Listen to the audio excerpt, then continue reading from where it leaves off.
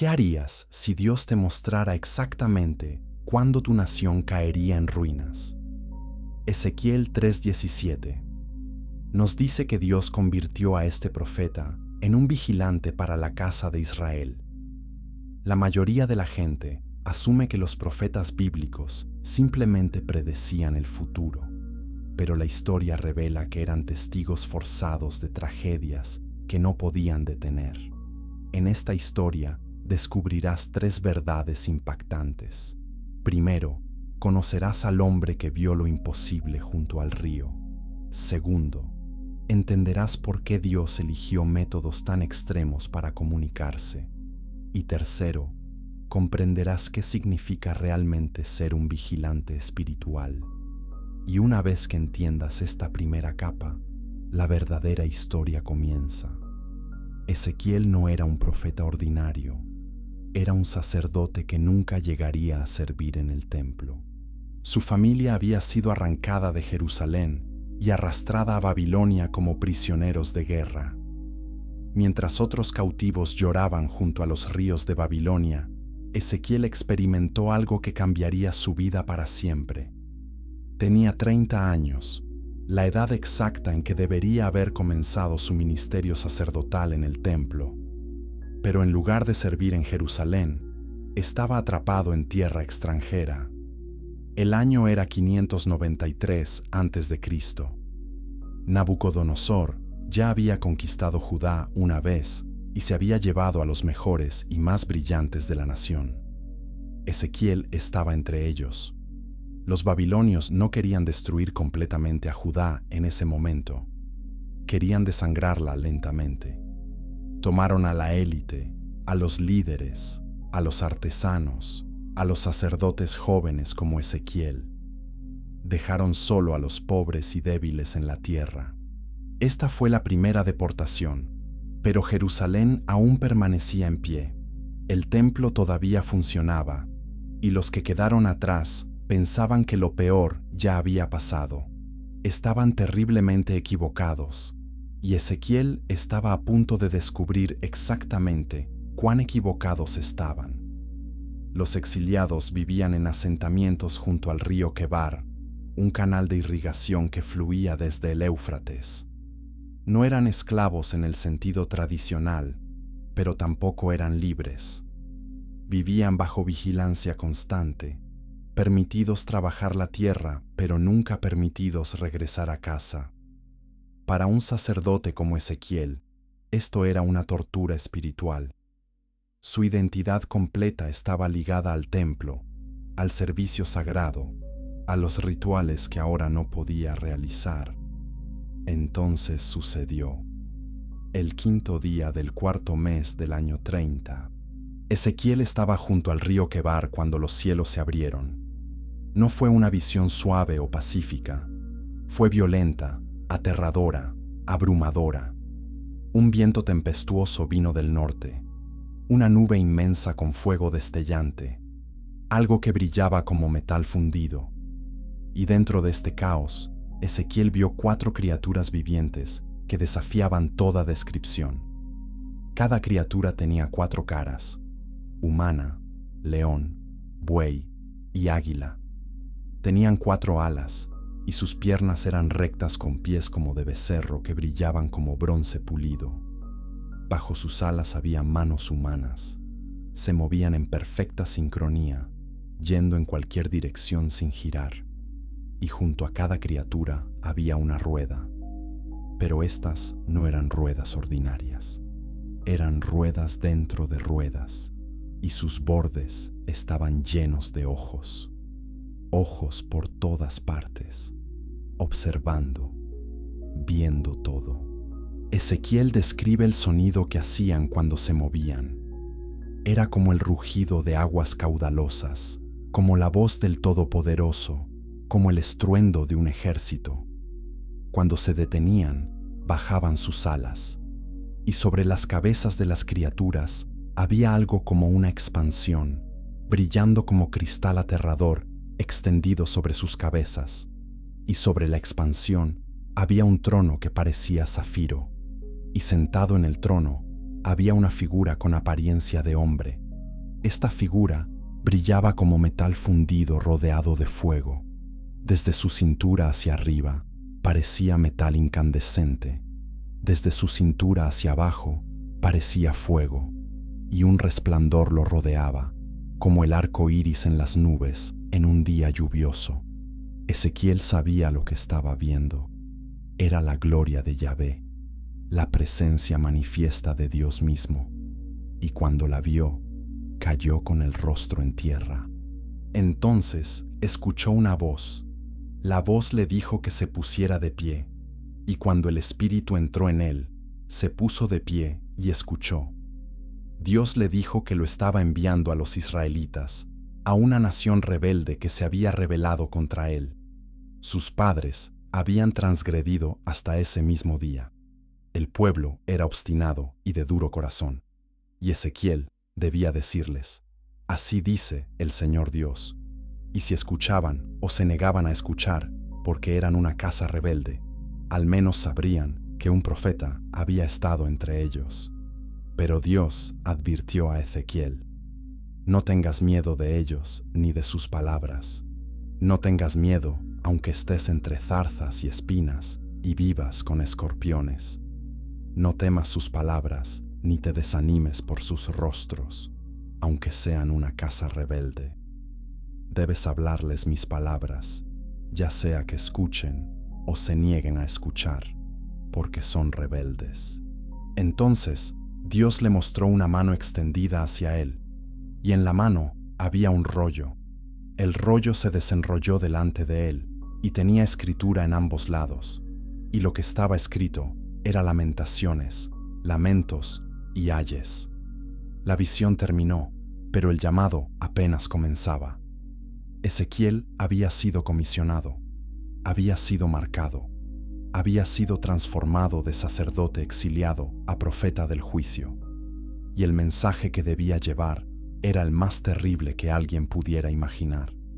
Jerusalén, la ciudad santa, sería completamente destruida. El templo, la morada de Dios, sería quemado hasta los cimientos. Y todo esto sucedería porque el pueblo no escucharía. Pero antes de que pudiera proclamar este mensaje, Dios le daría algo más que ver, algo que explicaría por qué el juicio era inevitable. Capítulo 2. La visión que cambió todo. ¿Por qué Dios muestra sus secretos más terribles a quienes menos pueden soportarlos? Ezequiel acababa de experimentar la visión más abrumadora de su vida y ahora debía procesarla. La gloria de Dios no era lo que esperaba. Creció como sacerdote aprendiendo sobre el orden divino, los rituales cuidadosos, la santidad manejable dentro de las paredes del templo. Pero lo que vio junto al río Quebar destrozó todas sus categorías. Dios no estaba confinado al templo. Dios no estaba limitado a Jerusalén. Dios no estaba atado a la tierra prometida. Dios era móvil, poderoso, imparable. Las criaturas vivientes con sus 4 caras representaban algo profundo. El rostro humano significaba inteligencia y racionalidad. El león representaba fuerza salvaje y realeza. El buey simbolizaba servicio y poder domesticado. El águila significaba trascendencia y perspectiva celestial. Juntas, estas criaturas mostraban que Dios gobernaba sobre toda la creación: humanidad, bestias salvajes, animales domésticos y aves del cielo. Nada escapaba de su dominio. Pero las ruedas eran aún más misteriosas. Ruedas dentro de ruedas sugieren movimiento en todas direcciones, sin necesidad de girar. Dios puede ir a cualquier lugar, en cualquier momento, sin limitaciones. Los ojos que cubrían los bordes de las ruedas revelaban omnisciencia total. Dios ve todo, conoce todo, está consciente de cada detalle en cada momento. Para un pueblo que pensaba que podían esconder sus pecados de Dios, este era un mensaje aterrador. Nada estaba oculto, ningún secreto estaba a salvo. El trono de zafiro añadía otra capa. El zafiro era la piedra más preciosa en el mundo antiguo asociada con el cielo y la divinidad. Pero sobre el trono estaba una figura que parecía humana. Esto era escandaloso. Dios es espíritu, invisible, más allá de la forma. Sin embargo, aquí estaba apareciendo en forma humanoide. Los eruditos debaten si esto fue una teofanía temporal o un presagio del Mesías. ¿Estaba Ezequiel viendo una manifestación de Dios o un adelanto de la encarnación que vendría siglos después? El resplandor alrededor de la figura parecía un arco iris. Génesis 9:13 nos dice que Dios colocó un arco iris en las nubes como señal de su pacto con Noé, prometiendo nunca destruir la tierra con un diluvio nuevamente. Pero ahora, ese mismo arco iris rodeaba la gloria de Dios mientras venía a pronunciar juicio sobre Jerusalén. Era una señal de que incluso en el juicio, Dios recordaba la misericordia. Incluso mientras planeaba destruir la ciudad, tenía un plan para preservar un remanente. El arco iris susurraba esperanza en medio de la tormenta. Ezequiel cayó con el rostro en tierra. Esta es la única respuesta apropiada cuando los humanos finitos encuentran la gloria infinita. Isaías tuvo la misma reacción cuando vio al Señor alto y exaltado. Juan cayó como muerto cuando vio al Cristo resucitado en Apocalipsis. Los encuentros genuinos con lo divino no producen confianza casual, producen asombro, terror reverente y conciencia abrumadora de nuestra propia pequeñez. Entonces la voz habló, le dijo a Ezequiel que se pusiera de pie, y cuando el Espíritu entró en él, pudo obedecer. Esto es importante. Ezequiel no podía ponerse de pie por su propia fuerza. Necesitaba empoderamiento divino solo para pararse ante la presencia de Dios. Si el simple acto de estar de pie requería ayuda sobrenatural, ¿cuánto más necesitaría esa ayuda para la tarea que venía? Dios le dijo que lo estaba enviando a los israelitas. Pero nota el lenguaje. No dijo, mi pueblo. Dijo, una nación rebelde. Están definidos por su rebelión. Su identidad central se había convertido en desobediencia. No eran simplemente personas que a veces pecaban. Eran rebeldes hasta la médula. Sus padres habían transgredido. Ellos habían transgredido. La rebelión era multigeneracional, sistémica, profundamente arraigada, y el pueblo era obstinado y de duro corazón. La frase hebrea sugiere literalmente duros de cara y pesados de corazón. Sus rostros eran descarados, sin vergüenza, sin remordimiento. Sus corazones eran como piedra o impermeables a la corrección. Esta no era simple ignorancia, era resistencia voluntaria y activa a la verdad que conocían. Y Ezequiel debía hablarles de todos modos. Dios prometió que escucharían o se negarían a escuchar. Esa es una predicción extraña. ¿Por qué enviar un profeta si el resultado es incierto? Porque el objetivo no era solo cambiarlos, era asegurar que fueran completamente sin excusa. Cuando llegara el juicio, nadie podría decir que no sabía. Nadie podría reclamar que Dios no advirtió. Un profeta había estado entre ellos. La verdad había sido proclamada, y ellos eligieron rechazarla. Las advertencias a Ezequiel son reveladoras. No temas, aunque estés entre zarzas y espinas. No temas, aunque vivas con escorpiones. Estas metáforas describen a las personas a las que sería enviado. Zarzas y espinas lastiman cuando las tocas. Escorpiones inyectan veneno mortal. El pueblo que Ezequiel enfrentaría sería hostil, peligroso, capaz de herir y matar. Y de hecho, la tradición judía sugiere que Ezequiel eventualmente fue asesinado por aquellos a quienes profetizó. Pero la parte más inquietante estaba por venir. Dios extendió una mano con un rollo.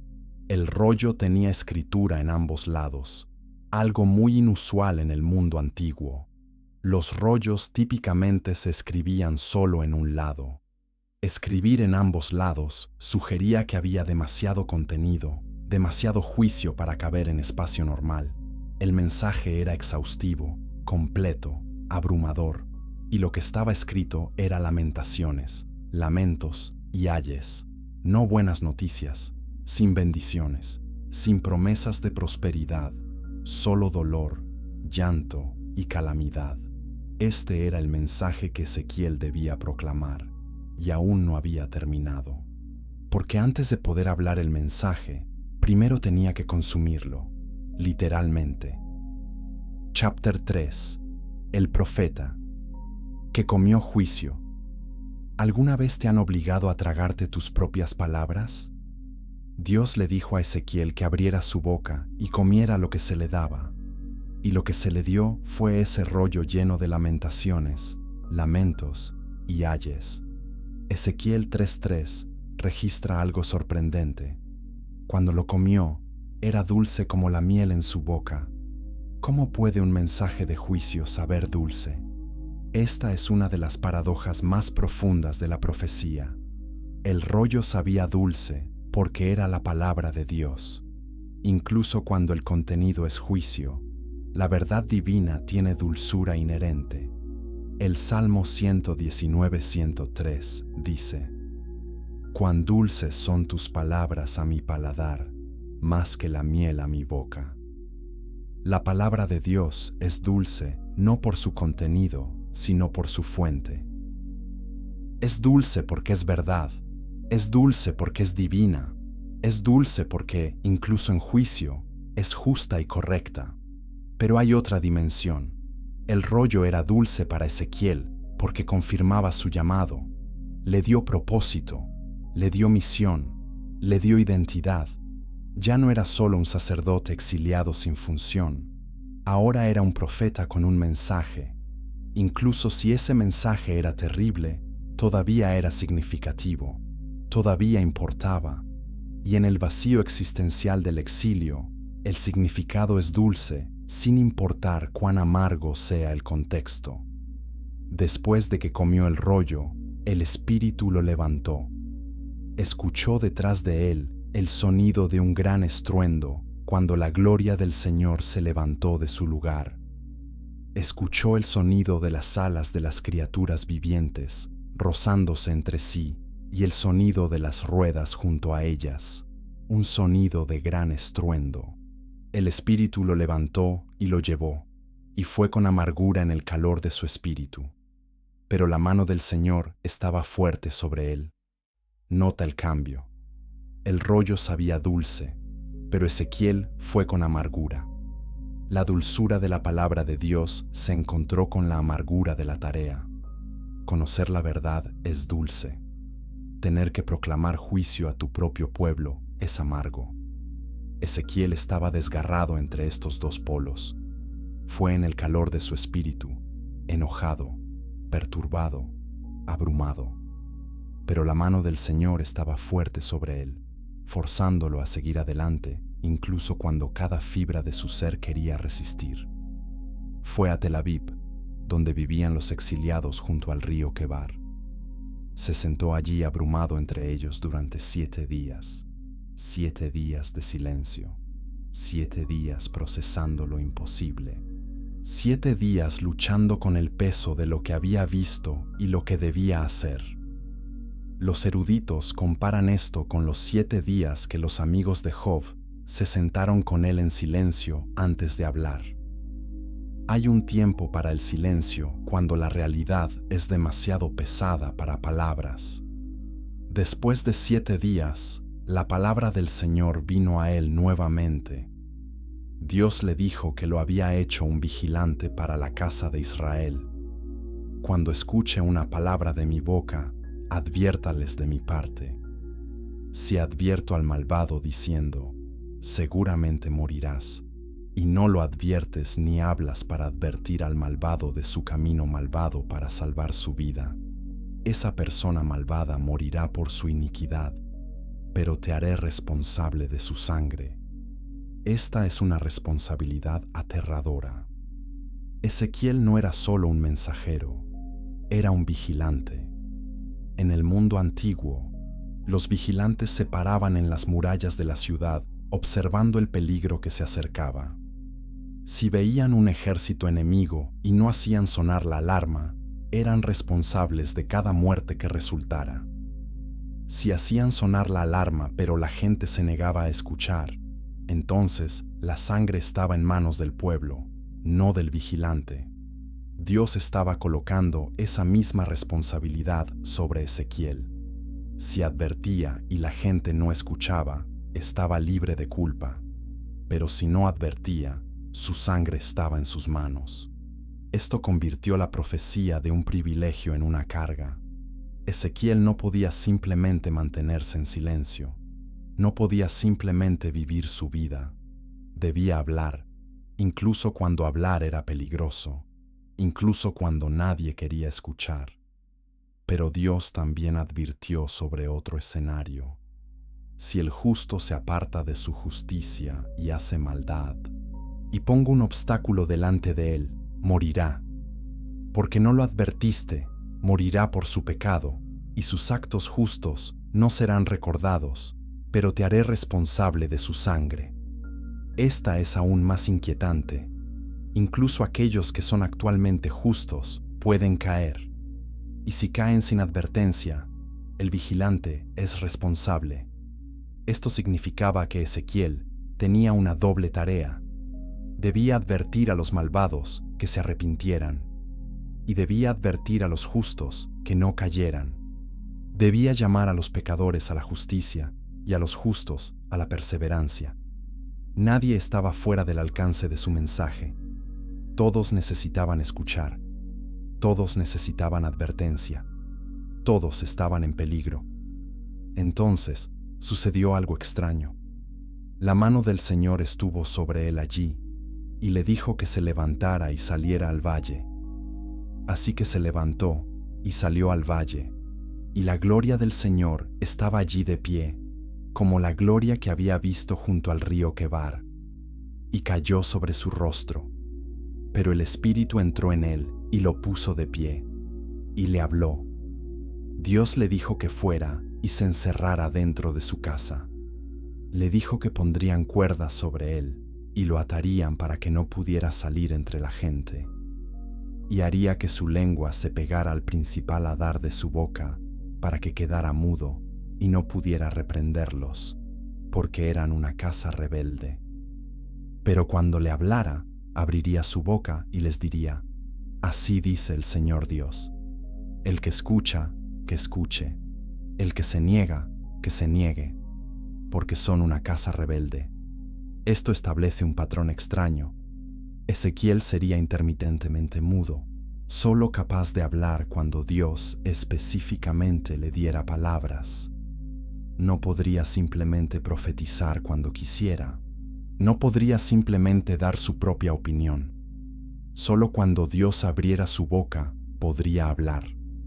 Y cuando hablara, sería solo las palabras de Dios, no las suyas propias. Pero esta mudez forzada estaba a punto de volverse irrelevante, porque lo que Dios le pediría que hiciera a continuación no requeriría palabras en absoluto. Chapter 4. Cuando Dios abandona su casa. ¿Qué hace que Dios abandone el único lugar en la tierra que reclamó como suyo? La mayoría de las personas asume que Dios nunca dejaría el templo en Jerusalén. Pero Ezequiel estaba a punto de ver algo que destrozaría esa suposición. Antes de que Dios le mostrara la partida de su gloria del templo, primero le mostraría por qué debía irse. La corrupción dentro de la casa de Dios era tan profunda, tan sistemática, tan repugnante, que incluso el Dios paciente tenía un límite. En el 6º año del exilio, en el 6º mes, en el 5º día del mes, Ezequiel estaba sentado en su casa con los ancianos de Judá, sentados ante él.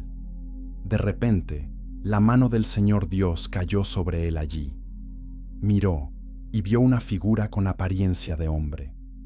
Desde su cintura hacia abajo parecía fuego, y desde su cintura hacia arriba parecía brillante como metal reluciente. extendió la forma de una mano y lo tomó por un mechón de su cabello.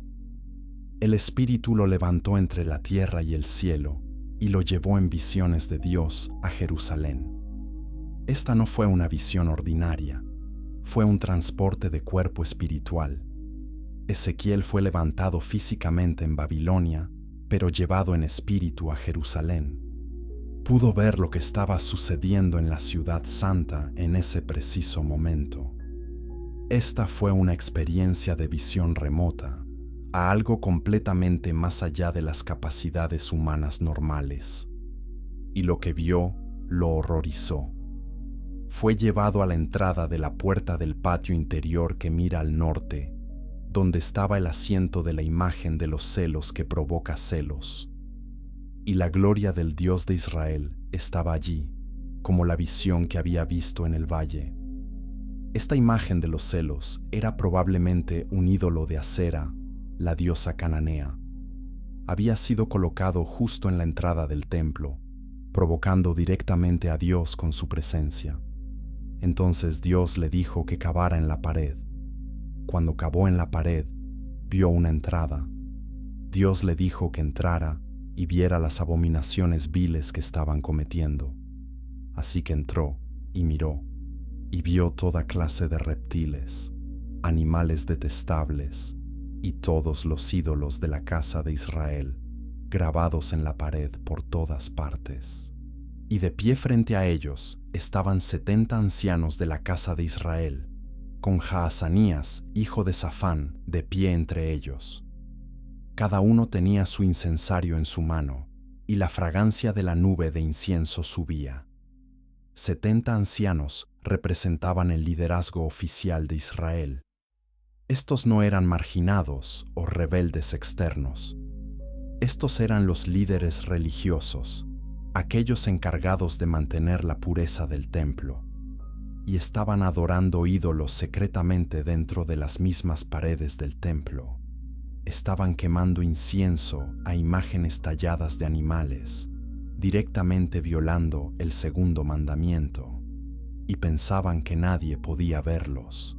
Dios le dijo a Ezequiel: «Hijo de hombre, ¿has visto lo que los ancianos de la casa de Israel están haciendo en la oscuridad, cada uno en la habitación de sus ídolos tallados? Porque dicen: el Señor no nos ve. El Señor ha abandonado la tierra». Esta es la mentira que habían creído. Pensaban que Dios los había abandonado, así que se abandonaron a sí mismos al paganismo. Pensaban que podían esconder sus pecados en cámaras secretas. Pensaban que la oscuridad los protegería del escrutinio divino. Pero Dios ve en la oscuridad tan claramente como en la luz, y lo que vio lo enfureció. Entonces le dijo a Ezequiel que vería cosas aún peores. Lo llevó a la entrada de la puerta norte de la casa del Señor. Y allí, sentadas, estaban las mujeres llorando por Tamuz. Tamuz era un dios de la fertilidad mesopotámico, amante de Ishtar. Según el mito, moría cada año y descendía al inframundo, causando que las plantas murieran. Las mujeres lloraban ritualmente por él, esperando traer su resurrección y el regreso de la fertilidad. Este culto había penetrado directamente en el templo. Las mujeres israelitas estaban realizando rituales paganos de fertilidad en la puerta norte de la casa de Dios. Estaban lamentando la muerte de un falso dios dentro de las paredes dedicadas al único Dios verdadero. La ironía era insoportable. El lugar destinado al lamento por el pecado se había convertido en un lugar de lamento por un demonio. Entonces, Dios le dijo que vería cosas aún mayores. Lo llevó al patio interior de la casa del Señor, y en la entrada del templo, entre el pórtico y el altar, había unos 25 hombres con sus espaldas al templo del Señor y sus rostros hacia el este, adorando al sol hacia el este. 25 hombres, probablemente sacerdotes, habían vuelto literalmente sus espaldas a Dios. Estaban de pie en el lugar más sagrado del templo, pero mirando en la dirección opuesta, adorando al sol en lugar de adorar a aquel que creó el sol. Este fue el colmo de la abominación. Los sacerdotes habían abandonado completamente su llamado. El lugar más santo se había convertido en el lugar más profano, y Dios había visto suficiente. Le dijo a Ezequiel: «¿Has visto esto, hijo de hombre? Es cosa ligera para la casa de Judá cometer las abominaciones que cometen aquí, que han llenado la tierra de violencia y me han provocado a ira una y otra vez. Por lo tanto, actuaré con ira. Mi ojo no tendrá piedad, ni mostraré compasión. Aunque clamen en mis oídos con voz fuerte, no los escucharé». Este fue el punto de quiebre. Dios había sido paciente, había enviado profetas, había dado advertencias, pero ahora el tiempo de la misericordia había terminado. El tiempo del juicio había llegado. Y lo que vendría a continuación sería más aterrador que cualquier cosa que Ezequiel hubiera presenciado todavía. Chapter 5. Los actos más extraños de la Biblia. ¿Qué tan lejos llegarías para hacer entender un punto? Dios le pidió a Ezequiel que realizara una serie de actos proféticos tan extraños, tan incómodos, tan públicamente humillantes, que casi nadie en la historia los ha igualado. Estos no eran simplemente sermones ilustrados, eran encarnaciones vivientes del juicio venidero. Ezequiel debía convertirse en el mensaje que proclamaba. Su cuerpo se convertiría en el texto que la gente leería. Primero, Dios le dijo que tomara un ladrillo de barro y lo pusiera delante de él. En el ladrillo debía dibujar la ciudad de Jerusalén. Luego, debía poner asedio contra ella. Debía construir obras de asedio, construir una rampa contra ella, establecer campamentos contra ella y colocar arietes alrededor de ella. Luego debía tomar una plancha de hierro y colocarla como muro de hierro entre él y la ciudad. Debía fijar su rostro contra ella para que estuviera sitiada y debía sitiarla. Este sería una señal para la casa de Israel. Este acto profético dramatizaba el asedio venidero de Jerusalén. El ladrillo representaba la ciudad. Las obras de asedio representaban el ejército babilónico. La plancha de hierro representaba la separación irrompible entre Dios y su pueblo. Dios mismo había levantado un muro entre él y Jerusalén. Ya no los protegería, ya no los defendería. En cambio, sería él quien traería los ejércitos contra ellos. Pero esto era solo el comienzo. Luego Dios le dijo que se acostara sobre su lado izquierdo y pusiera la iniquidad de la casa de Israel sobre él. Por el número de días que se acostara sobre él, llevaría su iniquidad. Le asignó 430 días, un día por cada año de iniquidad. Después de completar estos días, debía acostarse de nuevo, esta vez sobre su lado derecho, y llevar la iniquidad de la casa de Judá 40 días, un día por cada año. Esto significa que Ezequiel pasó más de un año acostado sobre su costado, 430 días acostado sobre un lado, 40 días sobre el otro. En total, más de 13 meses. Algunos eruditos sugieren que esto podría haber sido intermitente, que se levantaba por la noche o periódicamente, pero el texto sugiere que fue continuo. Estaba literalmente paralizado por el peso simbólico del pecado de Israel. No podía moverse, no podía funcionar normalmente. Estaba atrapado bajo la carga de la iniquidad nacional. Dios le dijo que pusiera su rostro hacia el asedio de Jerusalén con su brazo desnudo y que profetizara contra ella, y pondría cuerdas sobre él para que no pudiera voltearse de un lado a otro hasta que completara los días de su asedio. Esta inmovilidad forzada comunicaba impotencia. Así como Ezequiel no podía moverse, Israel no podría escapar del juicio venidero.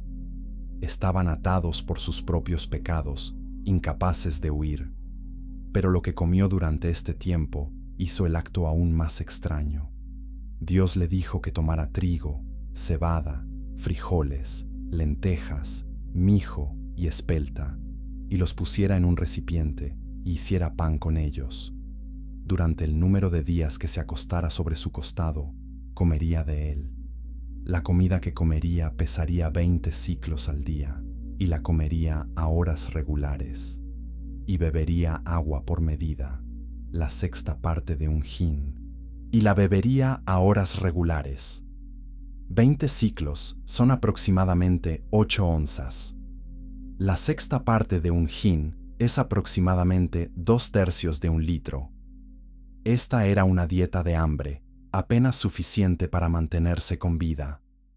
Simbolizaba las condiciones de hambre que Jerusalén experimentaría durante el asedio. La mezcla de granos también era significativa. Normalmente, el pan se hacía de un solo tipo de grano. Mezclar múltiples granos era señal de escasez desesperada, usando todo lo que estaba disponible. Pero luego Dios agregó algo repugnante. Le dijo que horneara su pan sobre estiércol humano a la vista de ellos. Dijo: así comerán los israelitas su pan inmundo entre las naciones a donde los expulsaré. Esto era ceremonialmente inmundo de la manera más ofensiva posible. Usar desechos humanos como combustible para cocinar violaba todas las leyes de pureza, y hacerlo públicamente añadía humillación pública al ritual. Ezequiel objetó. Dijo: ah, Señor Dios, nunca me he contaminado. Desde mi juventud hasta ahora no he comido lo que murió solo o fue desgarrado por bestias, ni ha entrado carne inmunda en mi boca. Esta fue la única vez que Ezequiel cuestionó una orden divina. Como sacerdote, había mantenido meticulosamente las leyes de pureza toda su vida. Esto destrozaría todo lo que representaba.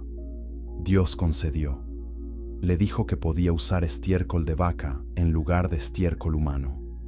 Pero el punto permanecía. El pueblo experimentaría inmundicia. Serían forzados a violar sus propias leyes de pureza. Serían contaminados por el exilio. Y no habría forma de mantener la santidad cuando todo se derrumbara. Pero el acto profético más inquietante aún estaba por venir. Después de completar los días del asedio, Dios le dijo que tomara una espada afilada y la usara como navaja de barbero para afeitarse la cabeza y la barba. Luego debía tomar balanzas de pesaje y dividir el cabello. 1/3 debía quemarlo en el fuego en medio de la ciudad cuando se completaran los días del asedio. Debía tomar 1/3 y cortarlo con la espada alrededor de la ciudad. Y debía esparcir 1/3 al viento, y desenvainará una espada tras ellos. Este acto simbolizaba el destino del pueblo. 1/3 moriría por plaga y hambre dentro de la ciudad. 1/3 caería por la espada alrededor de la ciudad, y 1/3 sería esparcido entre las naciones, perseguido por la espada. Pero debía tomar unos pocos cabellos y atarlos en los pliegues de su manto. Estos representaban el remanente que sería preservado. Incluso en juicio, Dios salvaría a algunos. Estos actos proféticos no eran teatro, eran agonía encarnada. Ezequiel se convirtió en una señal viviente del sufrimiento que venía, y nadie que lo viera podría olvidar el mensaje. Chapter 6. El templo profanado. ¿Puede un lugar santo volverse tan corrupto que Dios mismo lo abandone? Ezequiel había visto las abominaciones cometidas dentro del templo. Ahora vería las consecuencias. La gloria de Dios, que había morado en el templo desde los días de Salomón, estaba a punto de partir. Y su partida no sería silenciosa, sería dramática, deliberada, dolorosa. En la visión, Ezequiel vio 6 hombres viniendo desde la dirección de la puerta superior que mira al norte, cada uno con su arma de destrucción en su mano. Entre ellos había un hombre vestido de lino con un estuche de escriba en su cintura. Entraron y se pararon junto al altar de bronce. Ahora la gloria del Dios de Israel había subido del querubín donde había estado a el umbral de la casa, y llamó al hombre vestido de lino que tenía el estuche de escriba en su cintura. El Señor le dijo: pasa por la ciudad, por Jerusalén, y pon una marca en las frentes de los hombres que suspiran y gimen por todas las abominaciones que se cometen en ella. A los demás les dijo mientras escuchaba: pasen por la ciudad tras él y maten. No permita que su ojo tenga piedad ni muestren compasión. Maten a ancianos, jóvenes, doncellas, niños pequeños y mujeres, pero no toquen a nadie sobre quien esté la marca. Y comiencen en mi santuario. Este fue un juicio selectivo. Aquellos que lamentaban el pecado serían marcados y preservados. Aquellos que participaban o toleraban el pecado serían destruidos. Y el juicio debía comenzar en el santuario mismo, con los líderes religiosos que habían llevado al pueblo por mal camino. El juicio siempre comienza con la casa de Dios. Aquellos que tienen mayor responsabilidad enfrentan mayor rendición de cuentas. Los hombres comenzaron a matar, comenzando con los ancianos que estaban delante del templo. Y el Señor les dijo: contaminen la casa, llenen los patios con los muertos. Vayan. Así que salieron y mataron en la ciudad. Mientras ellos estaban matando y yo quedaba solo, caí sobre mi rostro y clamé: ah, Señor Dios, ¿destruirás todo el remanente de Israel en el derramamiento de tu ira sobre Jerusalén? Ezequiel intercedió, pero Dios respondió: la culpa de la casa de Israel y Judá es extremadamente grande. La tierra está llena de sangre y la ciudad está llena de injusticia. Porque dicen: el Señor ha abandonado la tierra y el Señor no ve. En cuanto a mí, mi ojo no tendrá piedad, ni mostraré compasión. Traeré su conducta sobre sus propias cabezas. Entonces el hombre vestido de lino, con el estuche de escriba en su cintura, trajo de vuelta palabra, diciendo: he hecho como me ordenaste. El marcador había completado su trabajo. El remanente había sido identificado. Ahora el juicio podría continuar sin obstáculos. Pero antes de que la destrucción fuera completa, Ezequiel presenció algo que destrozó su corazón. Vio la gloria de Dios partir del templo en etapas, como si Dios se resistiera a irse, incluso cuando el juicio era necesario. Primero, la gloria se movió del querubín al umbral de la casa. Luego el querubín se movió, y las ruedas junto a ellos, y la gloria del Dios de Israel estaba sobre ellos. Luego la gloria del Señor subió de en medio de la ciudad y se paró sobre la montaña que está al este de la ciudad. Esta salida gradual sugería renuencia divina. Dios no quería abandonar su casa, no quería dejar a su pueblo, pero su santidad no podía coexistir con su rebelión. La montaña al este era el monte de los Olivos. Siglos después, Jesús lloraría sobre Jerusalén desde esa misma montaña, lamentando que la ciudad no conociera el tiempo de su visitación. Y desde esa montaña ascendería al cielo después de su resurrección. La gloria que partió del monte de los Olivos en los días de Ezequiel, un día regresaría allí en la persona del Mesías. Pero por ahora, la gloria se había ido, el templo estaba vacío, y sin la presencia protectora de Dios, Jerusalén estaba indefensa. Los babilonios vendrían, quemarían la ciudad, destruirían el templo, y todo lo que Ezequiel había profetizado se haría realidad. Chapter 7. La gloria que se va. ¿Qué se siente al ver a Dios irse? Ezequiel experimentó algo que ningún otro profeta había presenciado con tanto detalle: la partida sistemática y deliberada de la gloria divina del templo.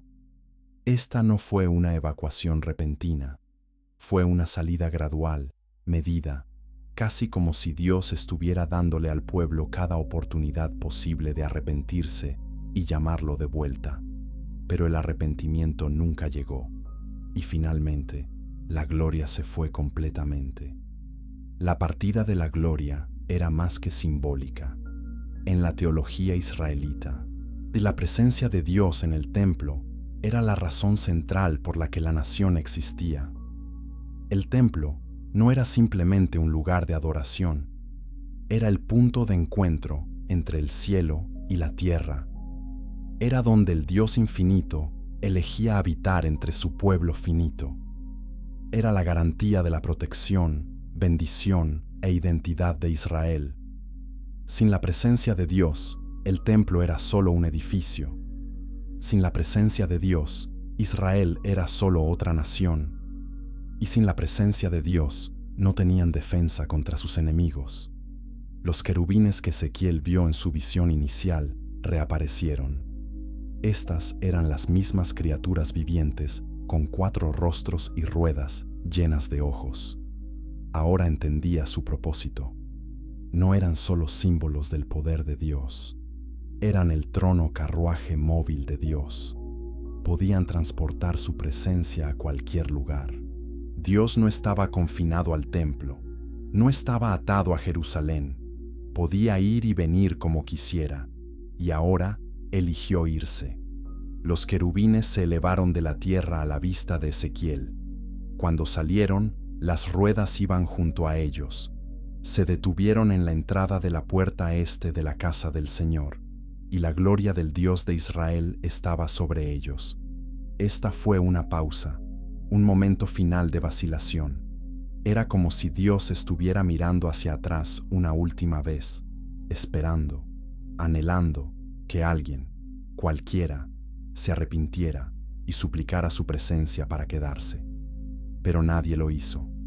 La gente estaba demasiado ocupada con sus ídolos, demasiado consumida con su corrupción, demasiado endurecida en su rebelión para darse cuenta de que Dios se estaba yendo.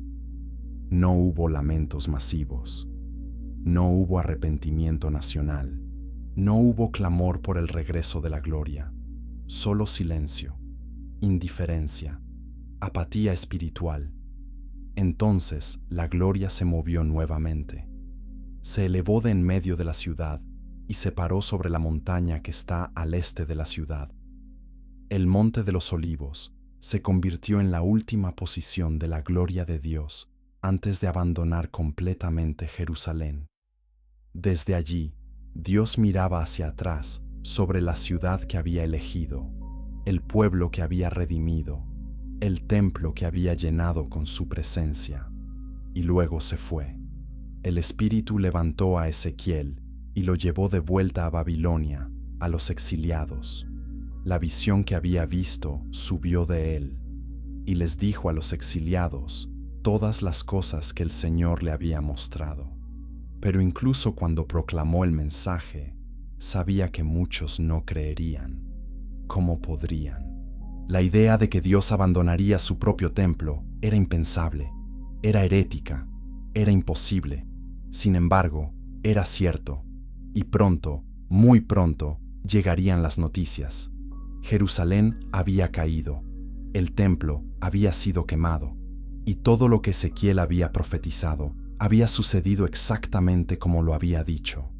Pero antes de que llegaran esas noticias, Dios le daría a Ezequiel otra visión. Esta sería diferente. No sería sobre destrucción, sería sobre resurrección. Chapter 8. El valle, donde la muerte muere. ¿Puede algo completamente muerto volver a la vida? La mano del Señor estuvo sobre Ezequiel, y lo llevó en el espíritu del Señor, y lo puso en medio de un valle. Estaba lleno de huesos. Lo hizo pasar por ellos por todos lados, y había muchos huesos en el suelo del valle, y estaban muy secos. Le preguntó: «Hijo de hombre, ¿pueden vivir estos huesos?». Y respondió: «Oh Señor Dios, tú sabes». Esta fue una pregunta imposible. Los huesos no estaban simplemente muertos, estaban muy secos. Habían estado muertos durante mucho tiempo. No había tejido conectivo, no había carne, no había vida, solo restos blanqueados por el sol de lo que alguna vez fueron seres humanos. Desde cualquier perspectiva natural, la respuesta era obvia. No, no pueden vivir. Pero Ezequiel había aprendido que con Dios, lo imposible no es imposible. Entonces Dios le dijo: profetiza sobre estos huesos y diles: huesos secos, oigan la palabra del Señor. Así dice el Señor Dios a estos huesos: he aquí, haré entrar aliento en ustedes y vivirán. Pondré tendones sobre ustedes, haré surgir carne sobre ustedes, los cubriré con piel y pondré aliento en ustedes y vivirán y sabrán que yo soy el Señor. Ezequiel profetizó como se le ordenó, y mientras profetizaba, hubo un ruido, un traqueteo. Los huesos se juntaron, hueso con hueso. Miró, y había tendones sobre ellos, y la carne había surgido, y la piel los había cubierto, pero no había aliento en ellos. Eran cuerpos completos, pero aún muertos, cadáveres perfectamente formados sin vida interior. Entonces Dios le dijo: profetiza al aliento, profetiza, hijo de hombre, y di al aliento: así dice el Señor Dios, ven de los cuatro vientos, oh aliento, y sopla sobre estos muertos, para que vivan. Entonces profetizó como se le ordenó, y el aliento entró en ellos, y vivieron, y se pusieron de pie sobre sus pies, un ejército extremadamente grande. Esta fue una resurrección masiva. No solo unos pocos individuos, sino una nación entera. Un ejército extremadamente grande de personas que habían estado completamente muertas, ahora estaban de pie, vivas, respirando, restauradas. Era una imagen de imposibilidad divina, de poder creativo que desafía toda lógica natural. Entonces Dios explicó el significado. Hijo de hombre, estos huesos son toda la casa de Israel.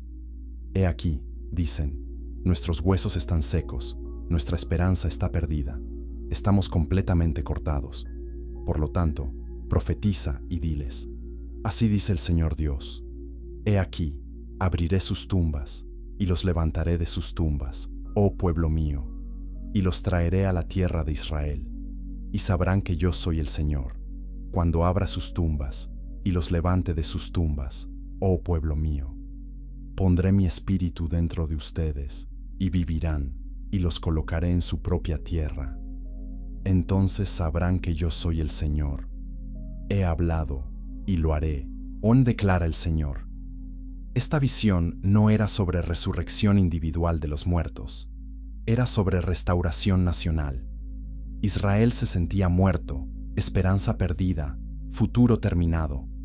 El exilio había destrozado su identidad. La destrucción de Jerusalén había aplastado su espíritu. Se sentían como huesos secos, esparcidos en un valle, completamente más allá de toda esperanza de recuperación. Pero Dios estaba prometiendo lo imposible. Los traería de vuelta, los restauraría, les daría nueva vida. La visión tenía múltiples capas de significado. En un nivel, prometía el retorno literal del exilio. Los exiliados volverían a la tierra de Israel, reconstruirían Jerusalén, restaurarían el templo. En otro nivel, prometía renovación espiritual. Dios pondría su espíritu dentro de ellos, transformándolos de adentro hacia afuera. En otro nivel aún, apuntaba hacia la resurrección final de los muertos, que vendría al final de los tiempos. Pero había más. Dios le dijo a Ezequiel que tomara 2 palos. En uno debía escribir: para Judá y los israelitas asociados con él. En el otro debía escribir: para José, el palo de Efraín, y toda la casa de Israel asociada con él. Luego, debía unirlos en un solo palo, para que se convirtieran en uno en su mano. Esto simbolizaba la reunificación de las tribus del norte y del sur. El reino dividido se convertiría en uno nuevamente. La fractura que había existido desde los días de Salomón finalmente sería sanada. Esta promesa era radical. Las 10 tribus del norte habían sido conquistadas por Asiria más de un siglo antes. Habían sido esparcidas y asimiladas. Para todos los propósitos prácticos, estaban perdidas. Sin embargo, Dios estaba prometiendo traerlas de vuelta también. Ninguna parte de Israel estaba más allá de su alcance. Ninguna pérdida era demasiado grande para su poder restaurador. La visión del Valle de Huesos Secos se convirtió en una de las profecías más queridas en la historia judía. Durante siglos de persecución, dispersión y desesperación, los judíos se aferraron a esta promesa.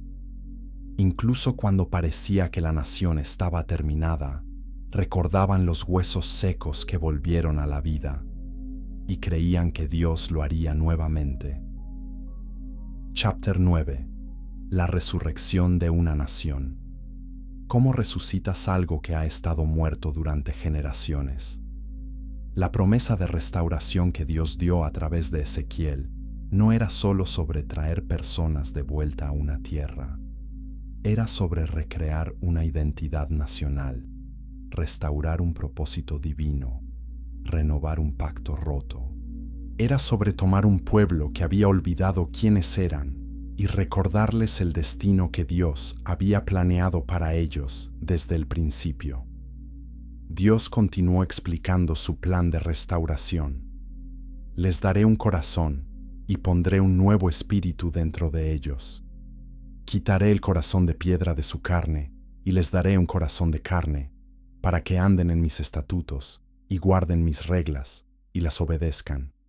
Y serán mi pueblo, y yo seré su Dios.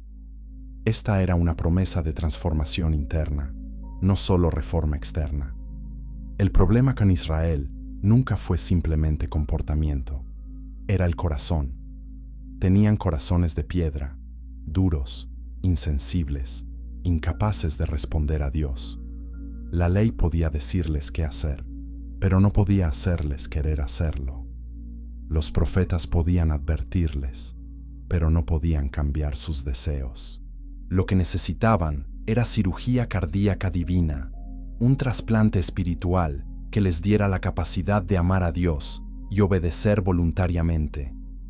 Esta promesa anticipaba el nuevo pacto que Jeremías también profetizó. Pondré mi ley dentro de ellos y la escribiré en sus corazones. Este no sería un pacto de reglas externas, sino de transformación interna. No sería sobre cumplimiento forzado, sino sobre deseo cambiado. Dios cambiaría a las personas desde adentro hacia afuera, dándoles nuevos corazones que naturalmente quisieran lo que Él quería. Pero la restauración también incluía reunificación física. Dios prometió reunir a los israelitas de todas las naciones donde habían sido esparcidos. Los traería de vuelta a su propia tierra. Los haría una sola nación. Un rey gobernaría sobre todos ellos, y nunca más estarían divididos en 2 reinos. Esta era una promesa política tanto como espiritual, una restauración de unidad nacional que había estado rota durante siglos. ¿Quién era este único rey? Dios dijo: mi siervo David será rey sobre ellos, y todos tendrán un solo pastor. Caminarán en mis reglas y serán cuidadosos de obedecer mis estatutos. Habitarán en la tierra que di a mi siervo Jacob, donde vivieron sus padres. Ellos y sus hijos, y los hijos de sus hijos, vivirán allí para siempre, y David, mi siervo, será su príncipe para siempre. David había muerto hacía siglos. Entonces, ¿cómo podría ser su rey? Esta profecía apuntaba a un futuro descendiente davídico, un Mesías que gobernaría para siempre. Los cristianos ven esto como una profecía sobre Jesús, el Hijo de David que establece un reino eterno. Los judíos lo ven como una promesa de un futuro Mesías que aún no ha llegado. Pero ambos están de acuerdo en que Ezequiel estaba profetizando sobre algo más que un simple retorno del exilio.